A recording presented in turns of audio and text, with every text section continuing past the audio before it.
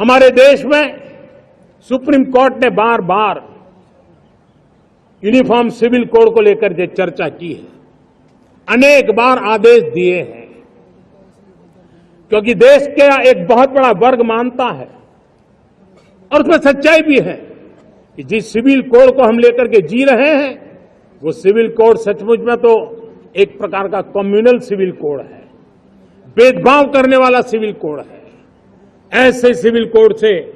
जब संविधान के 75 वर्ष मना रहे हैं और संविधान की भावना भी जो हमें कहती है करने के लिए, देश की सुप्रीम कोर्ट भी हमें कहती है करने के लिए, और तब जो संविधान निर्माताओं का सपना था उस सपने को पूरा करना हम सबका दायित्व है। और मैं मानता हूं इस गंभीर विषय पर देश में चर्चा हो, व्यापक चर्चा हो, हर कोई अपने विचारों को लेकर के आए और उन कानूनों को जो कानून धर्म के आधार पर देश को बांटते हैं, जो ऊंच नीच का कारण बन जाते हैं, ऐसे कानूनों को आधुनिक समाज में कोई स्थान नहीं हो सकता है। और इसलिए मैं तो कहूंगा अब समय की मांग है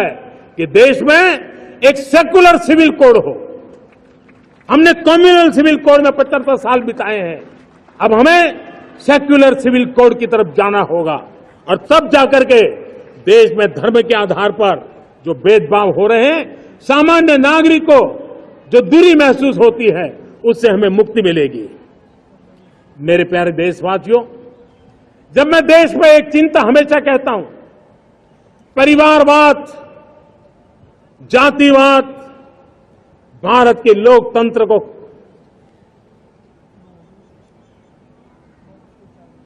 बहुत नुकसान कर रहा है। देश को, लोक राजनीति को हमें परिवारवाद और जातिवाद